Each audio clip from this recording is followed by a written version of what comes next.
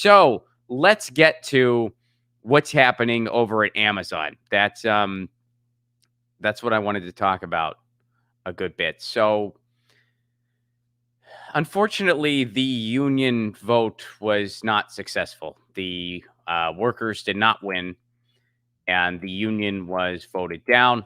Here's one of the headlines from it. This one's from Democracy Now! Alabama Amazon warehouse organizers lose union vote.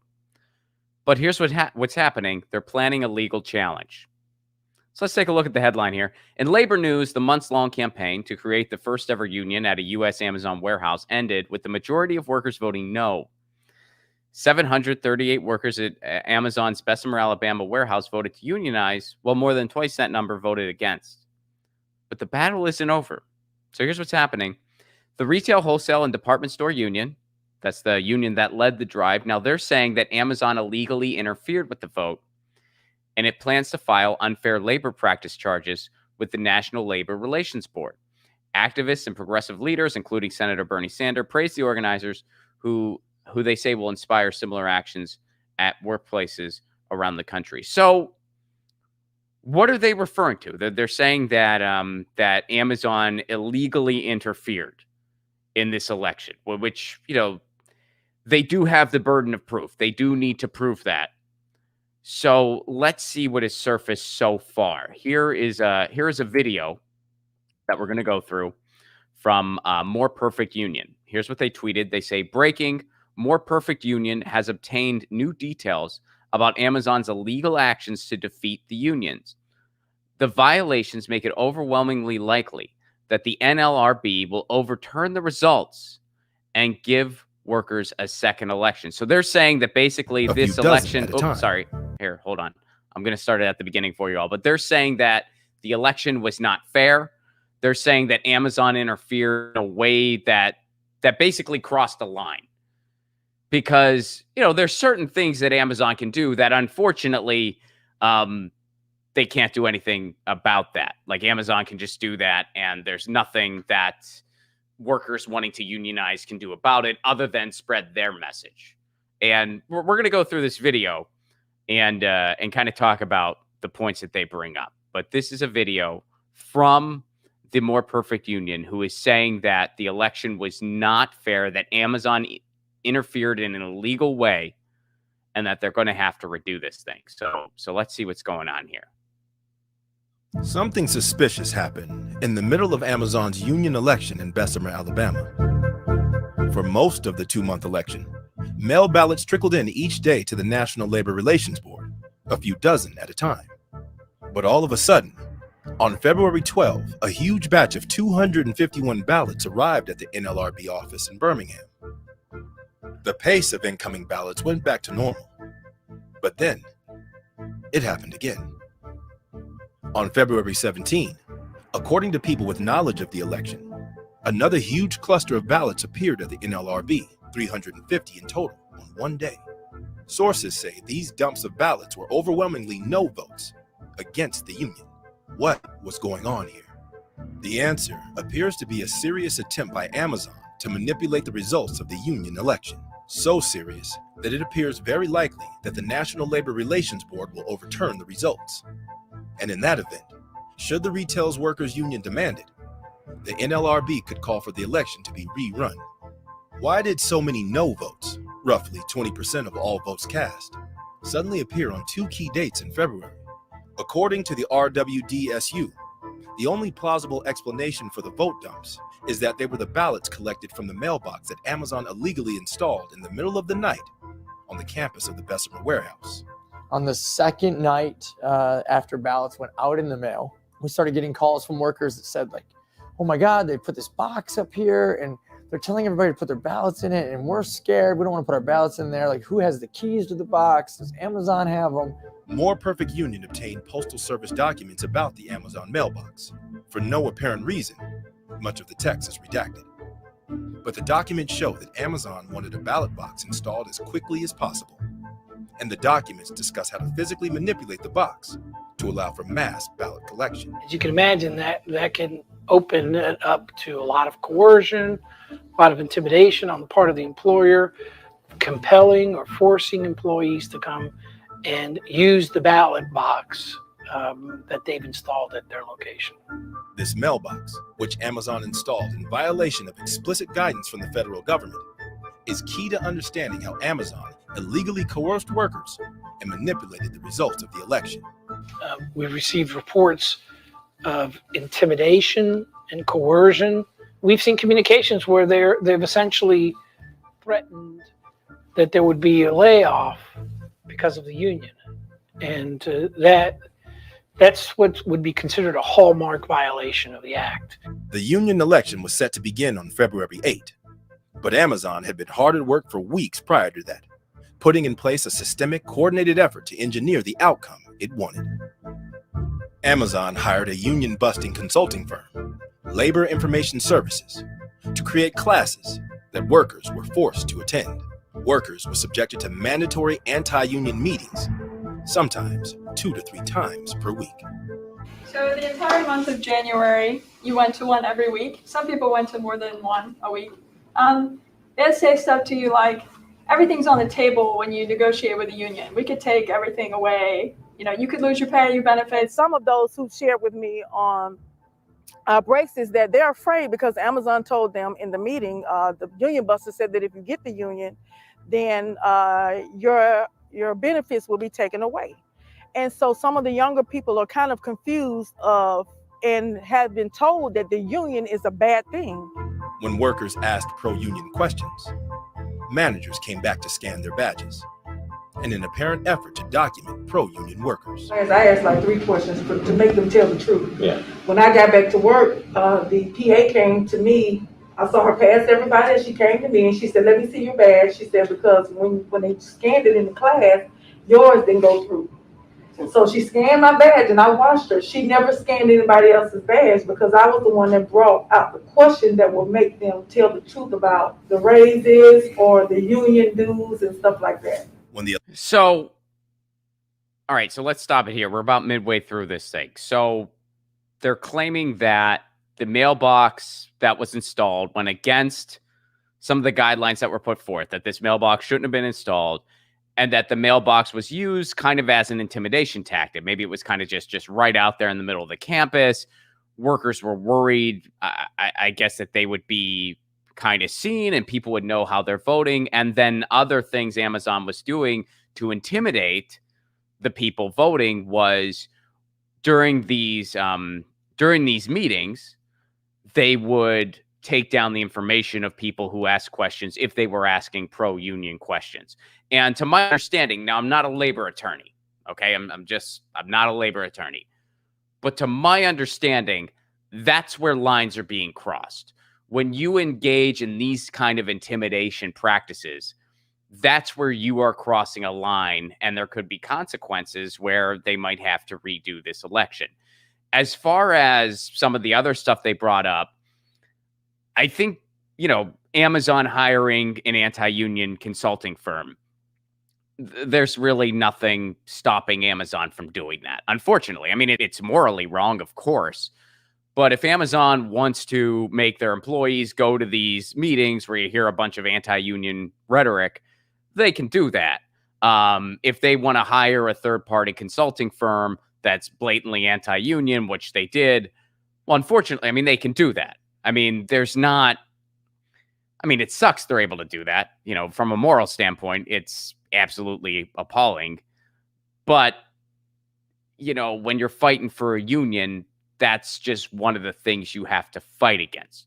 So to my understanding of this so far, all those things that Amazon did as far as making people go to these meetings, hiring an anti-union consulting firm, they can do that. But when they take it a step further and they start intimidating people with pro-union questions, they start taking their information, they start placing these boxes in a way to intimidate the people voting, that's when you're crossing a line. And that's kind of where the case is. But let's keep watching this because there's still more to this.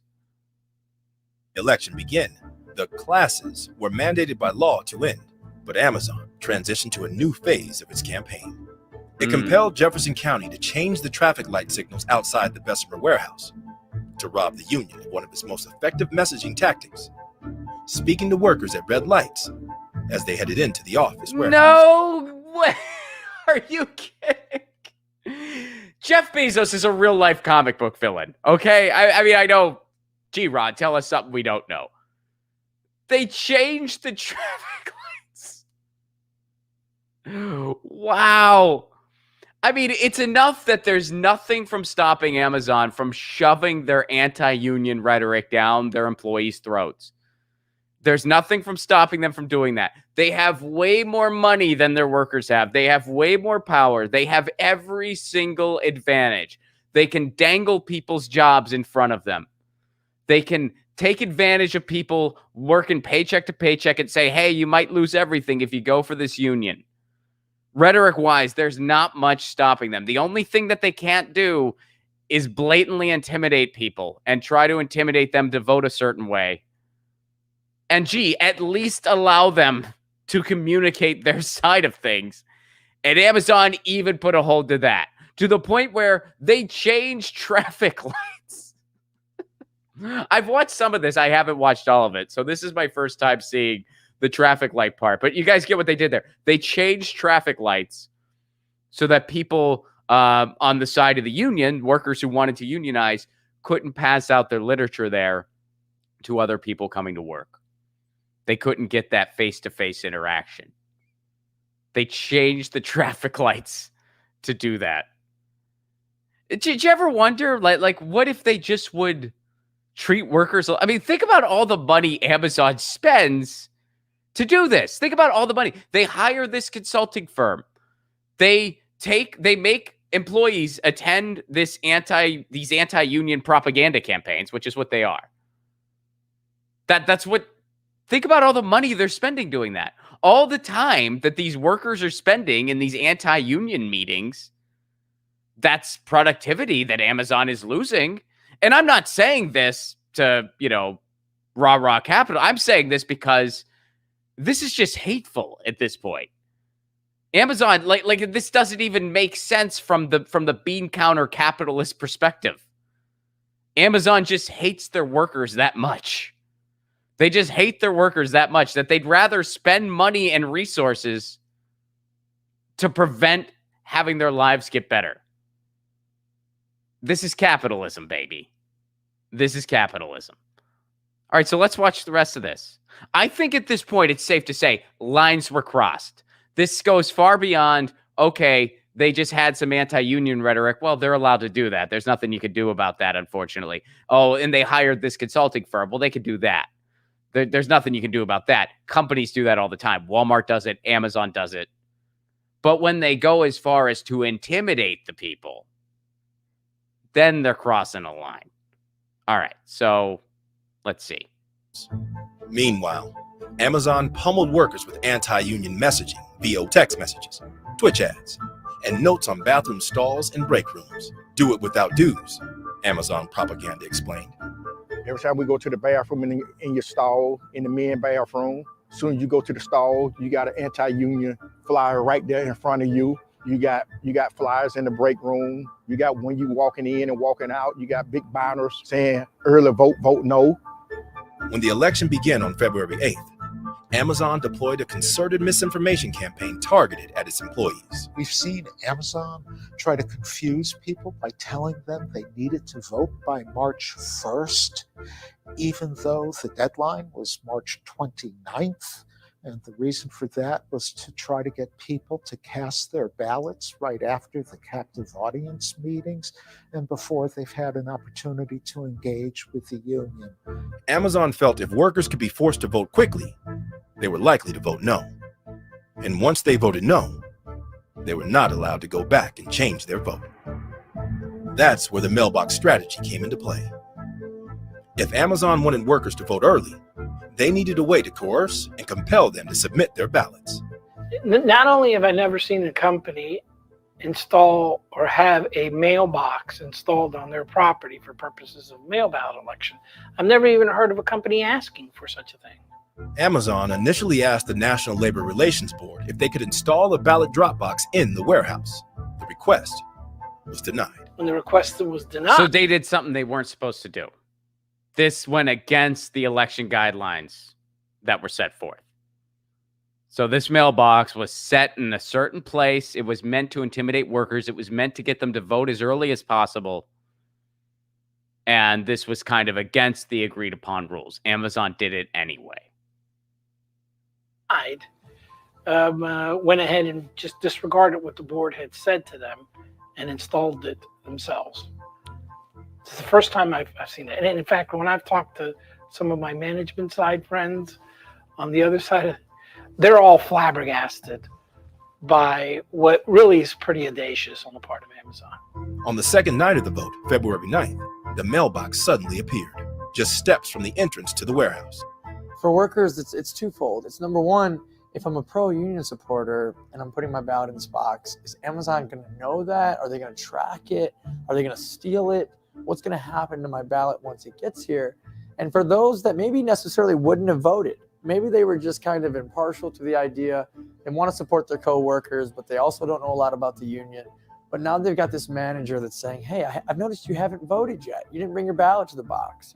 You should bring it tomorrow. Bring it and put it in the box. The reason why you wouldn't want to have effectively have a polling place where the employer at the employer's facility without the supervision of the board is that the employer's supervisors will go around to these employees and say, you need to bring your ballot in, you need to make sure you vote, and you'll have employees following their supervisor's instructions, bringing in their ballots to work, which they're not supposed to do, and feeling the pressure that they have to cast a ballot for the employer. And that's what the mailbox being installed at an employer's facility and to be used for the purposes of casting ballots creates this pressure on employees. As the NLRB counted votes, Amazon deployed the last phase of its anti-union strategy. It challenged hundreds of ballots, specific ballots that were cast after March 1. Amazon was well aware that by March 1, the tide had swung in the union's favor in a major way. And there should be no intimidation, no coercion, no threats, no anti-union propaganda. Knowing that many of the post-March 1 votes were likely yes votes for the union, Amazon's lawyers aggressively challenged them. Amazon won by engaging in exactly the kind of coercion and intimidation that President Biden warned of. Under Section 7 of the National Labor Relations Act, employees are guaranteed the right to decide the question of whether they want to organize or not in an environment free of coercion and intimidation. We haven't heard the last from the courageous workers who took on Goliath. If the NLRB grants a new election, they'll be back, and it's likely they will have the votes to win.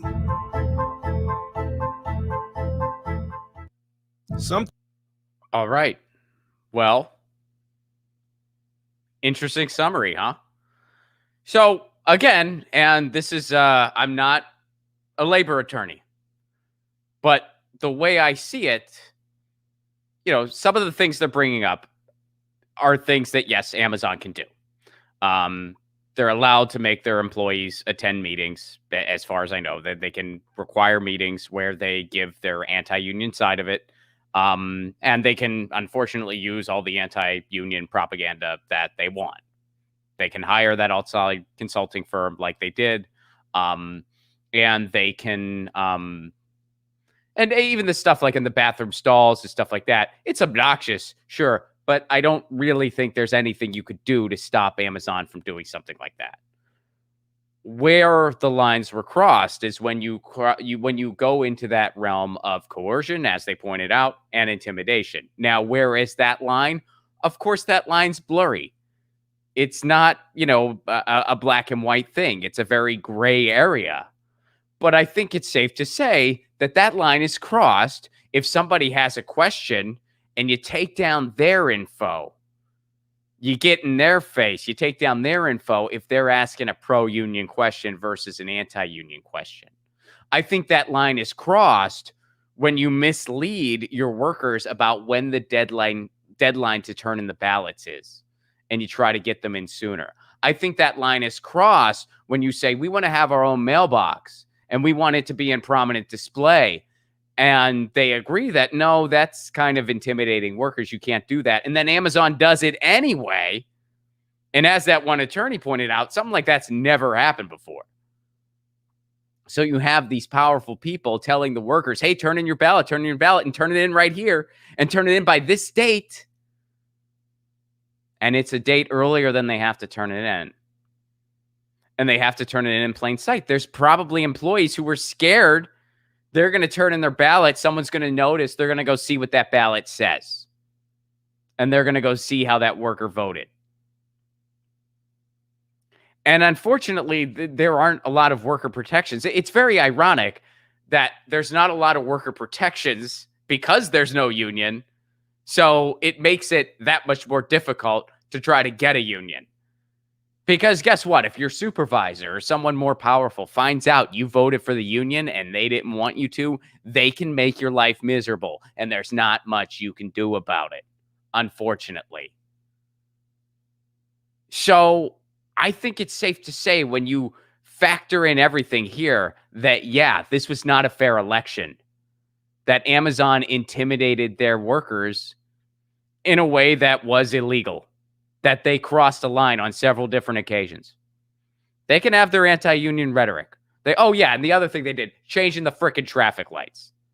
I think that's where the line was crossed. Changing the traffic lights so that the workers don't even have a chance to disseminate their information. Intimidating people during the question session. Intimidating people through the use of this mailbox. And yes, it's peculiar that all of these no votes randomly appeared on 2 different days. Is there foul play there? Well, I have no idea one way or another. They would need the burden of proof there. You know, if you're going to say that some foul play happened there, well, you have to prove it. And as of the recording of this, there's been no proof one way or the other there. But it's certainly peculiar, and the mailbox in general shouldn't have happened. They agreed it wasn't going to be a thing. Amazon did it anyway. So there are multiple occasions here where I think it's safe to say Amazon crossed the line. And I think if you get a labor attorney that knows their stuff, which it sounds like they do based on the video we just watched, they should be able to determine that, yeah, this election was not fair and they should redo it. Will they? Tough to say. But I am of the opinion that they should. I am of the opinion. And yeah, hey, guess what? I'm definitely biased. I'm pro-worker. I'm definitely pro-worker, 110%. I'm anti-Amazon, 110%. But, and I'm not a labor attorney. So all those disclaimers right there. I'm a comedian on YouTube who's pro-worker. But I think it's safe to say, objectively, because again, there's some things that happened in that video that they pointed out that even though it's morally disgusting, there's nothing from stopping Amazon from doing it. And you can't just say, well, the election wasn't fair. Well, unfortunately, Amazon's allowed to use the resources they have to spread their anti-union message. There's nothing stopping them from doing that. So they can do that. But they summarized enough things where I would say it's safe to say lines were crossed. Lines were crossed. So they should redo it. They should straight up redo it. We'll see if that happens. Will it? Won't it? Tough to say. I mean, this tweet came out a couple hours ago today. Or no, wait, excuse me. I'm sorry. This tweet was over the weekend. This video came out over the weekend. But this is the first weekday.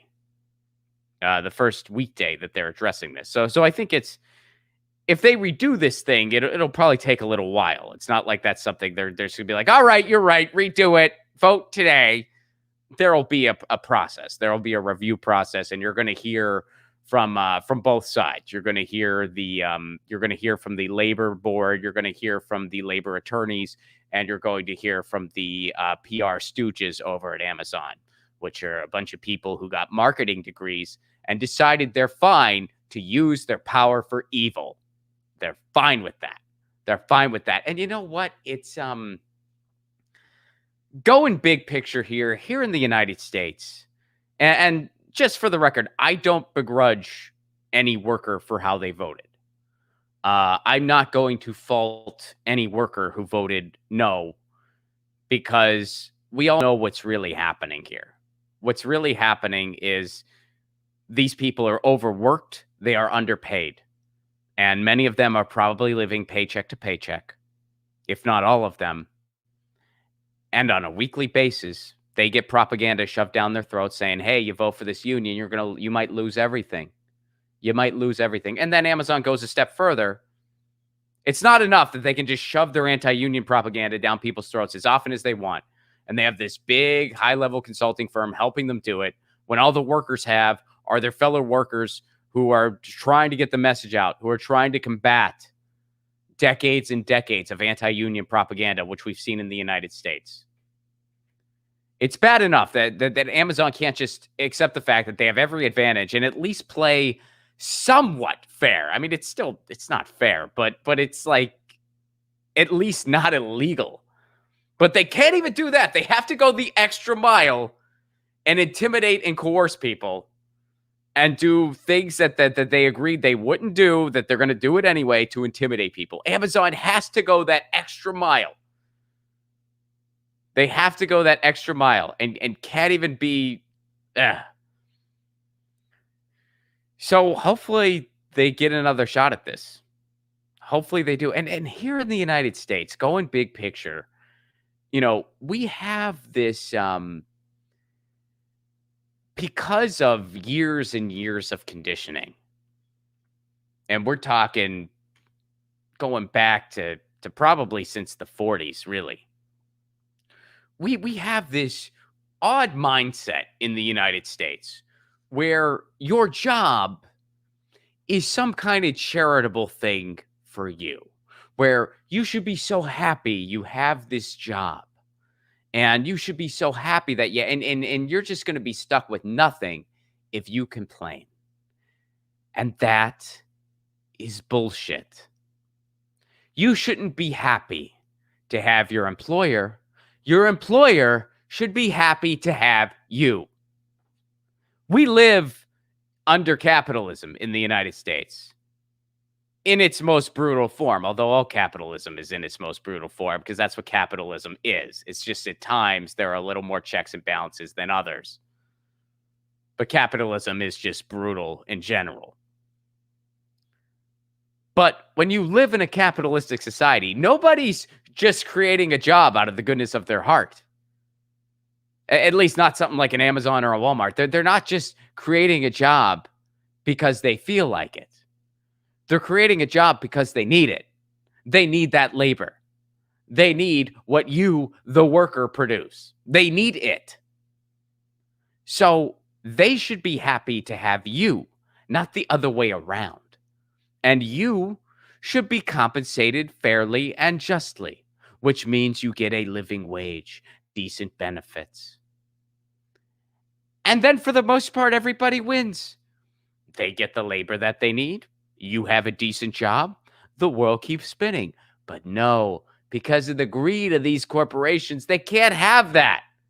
That's not enough for them. They need to exploit you because you're a commodity to them. You're a widget. You're just a pawn to be used. You're not a human being who is entering an exchange with them. You're a widget. You're a tool. You're disposable. That's the attitude of the corporatocracy. And we're supposed to just accept that as normal. We're supposed to accept that as normal, and we're supposed to battle each other for these crumbs. And it's horseshit. It's absolute horseshit. Your job is not a charity case. Your job is needed. And if you and everyone else say, no, we ain't doing it, we're shutting it down. Jeff Bezos feels that in his frickin' pocketbook. The Walmart family feels that in their frickin' pocketbook. Target feels it in their pocketbook. They all feel it in their pocketbook. We need a general strike. We needed it yesterday. And I hope that Amazon gets I hope that the folks in Bessemer, Alabama get another shot at this. Because I think it's safe to say Amazon crossed several lines multiple times. And this election was not fair. It was not fair. Get your news on with Ron. Don't you want to know what's going on? Get your news on with Ron. Don't you wanna know what's going on? We're getting our news on today. You can tweet me an article at Ron Placone. We'll go through it together and make it our own. Get your